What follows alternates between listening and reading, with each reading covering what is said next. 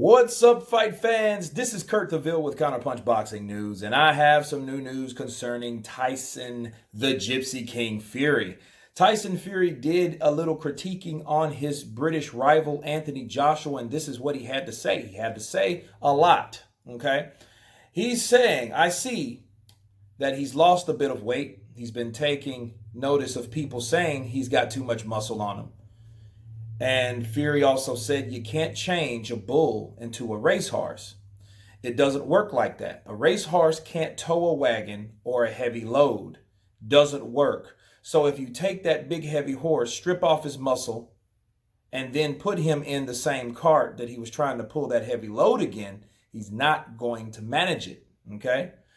So I think that they're going to try to lose weight and try to move a lot, but you can't do that in one camp. That takes a lifetime of practice. We've seen Tony Bellew do it and try against Alexander Usyk. He tried to copy my style. After 8 rounds, his legs went. It works. It's effective. I've been doing it 29 times in a row. You can't learn it overnight. Now, what tends to happen with new things in camp is when someone practices in the gym for 8, 10 to 12 weeks and then they go into a fight and try to do it, as soon as they get clipped or get tired, they revert straight back to what they once knew. I've seen it too many times, many times. As soon as he holds his feet and starts to fight back, he loses, in my opinion. But if he can get on the jab and box and move, which I've never ever seen him do, amateur or pro, for 12 rounds, which for a heavyweight is a very hard thing to do, at some point he's going to have to stand and fight. And if he keeps running away from Ruiz with the jab, he's not got the footwork to do that. Work on what you're good at. That's what you're good at. Tighten up your defense and go forward and smash them. That's a lot to take in. But this is the critiquing of Tyson the Gypsy King Fury. And let me start from the top because I got a lot of counterpunching to do when it comes to this. Because the muscle, I think Tyson Fury is right. I think Joshua has reevaluated what he did. He already said he did a lot of things wrong in there. We'll get to that in another video. However, Freddie Roach, I always go back to him. When he looks at Joshua, he sees too much muscle. Too much muscle, okay? So I think they're taking some of that from the Freddie Roach book and others that recommended that. I recommended that also, I would agree with that, Now, when he starts talking about the analogy with the bull, you can't change a bull into a racehorse. Okay, that makes no sense at all to me because that's a shitty analogy. That's not a good analogy at all. Simply because, for one, a bull is a bull, okay? He's naturally bigger and muscular than a horse. And stripping off the horse's, he says, strip off the horse's muscle and then put him in the same cart that he's normally pulling a heavy load, he's not going to manage it. Okay. For one, Anthony Joshua is not naturally that big anyway. He was bulking up. I don't know if it was for image. You know what I mean? I would say that. I think he naturally likes to be that size. But you could tell he's not naturally that big. And that's a good thing. You know what I mean? Because if he takes the muscle off and use what he can and manages his size now, and he can do that for 12 rounds, fight for 12 rounds, have stamina for 12 rounds. Those type of things will benefit him. And, so it's not a terrible, that's a terrible analogy. Now, what he could have said was a quarter horse, between horses, right? A thoroughbred and a quarter horse. Now that would be a better analogy for that. Not a bull and a horse. That makes no sense. But he's naturally not that big, so he has to get rid of some of that excess muscle. Okay? And for Tyson Fury to want to go ahead and say, go for what you know. Well, no, what he knew got him knocked out along with all this heavy weight on him. Or got him beat. Let's say it that way. I keep saying knocked out because the fight was stopped. It was a TKO. So, before people rips my head off, I corrected that. But no, I think that losing weight is a good idea. Now, Tyson Fury saying it's not a good idea to lose that weight because you're not going to have the power to use what you already have. But I guess Tyson Fury forgot that Anthony Joshua was not always this big. Okay, he was a slender guy. He was kind of built almost like Daniel Dubois. No, not Daniel Dubois.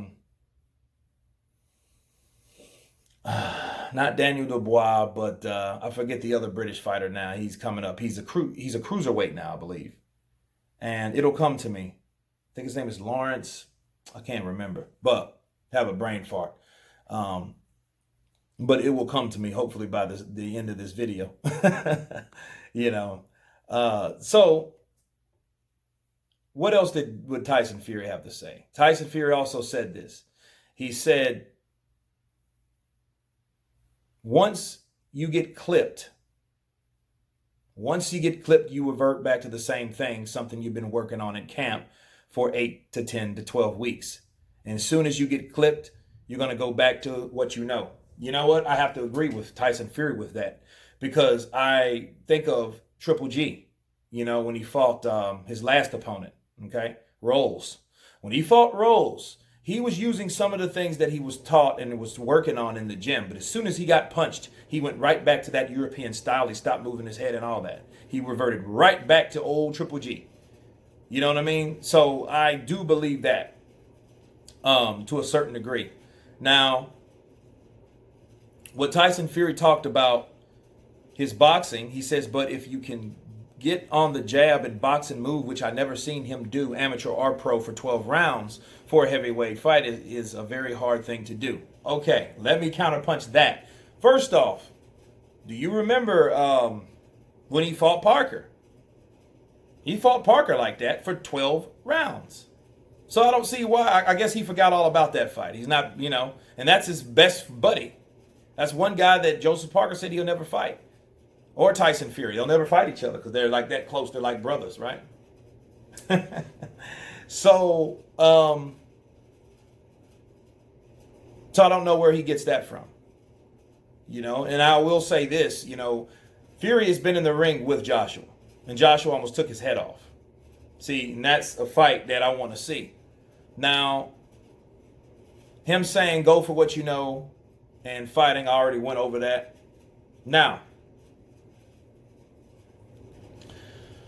why do you think Tyson Fury is giving the type of advice he's giving now? You know what I mean? I think it's more strategy. I think that advice will get Anthony Joshua beat. Or it's definitely to discourage him. It's you second guess what you've already planned to do. If someone makes you second guess your strategy, you're in a bigger pickle than you started with. When somebody's like, no, that's all wrong. It's just a good thing that, Joshua doesn't really listen to Tyson Fury in that manner. But this is his critiquing on his British rival. But then again, you have to remember that this is a rival. Who's to say he would want him to win? Sparring always interests me because people are going to fight how they spar. And if people sparred before, they're going to fight that way. That's why I wanted to see Triple G and Canelo originally on time. Mind you, not when it happened, a year before that. That's why I wanted to see that fight, because these guys have got in the ring, and I heard some brutal stories in these sparring wars where Golovkin got the best of Canelo, right? Now, Joshua was supposed to got the best of Tyson Fury. So it would benefit Tyson Fury to fight Ruiz. Why do you think he's talking a lot of shit about Ruiz? Why do you think he's he's playing these mind games with Ruiz? Because he wants Ruiz to win. He doesn't want Joshua to win. See, he's a British fighter. Joshua's a British fighter. Even if Joshua loses, he can still fight him at some point, right? So that's kind of like, that will be more like a Kell Brook versus Amir Khan. You know what I mean? I think it'll be a bigger scale. Depends on where these guys are in their career when they fight each other. But I think he would more likely love to fight Ruiz because of the style. He's so much taller than Ruiz. He can move. He's elusive. He's that kind of guy. If Ruiz tries to attack, he can just, wrap him up and reset and repeat that process and jab his head off. And it's funny, he would probably beat Andy Ruiz with one hand, and that one hand would be the jab, because that's exactly how he would keep him at bay, with that jab. He would jab, jab, jab. Oh, he's coming on. Tie him up. Because Ruiz has no choice but to move in. So I think that's why he's doing this. And he's saying, oh, well, hey, yeah, I'm going to derail Joshua simply because I don't want him to prevail. This is not good advice for him. He had some key points in this, but no. I would say this particular article is inaccurate.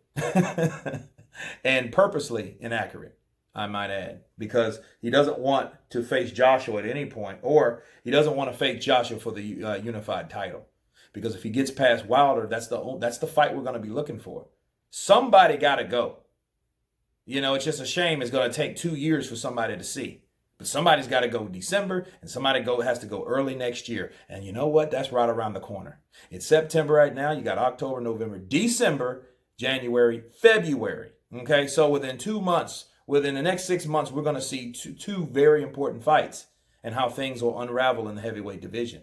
But anyway, I'll leave this link below, and you guys tell me what you think of Tyson Fury's critiquing. Of course, please subscribe, and you guys been Counterpunch. Peace.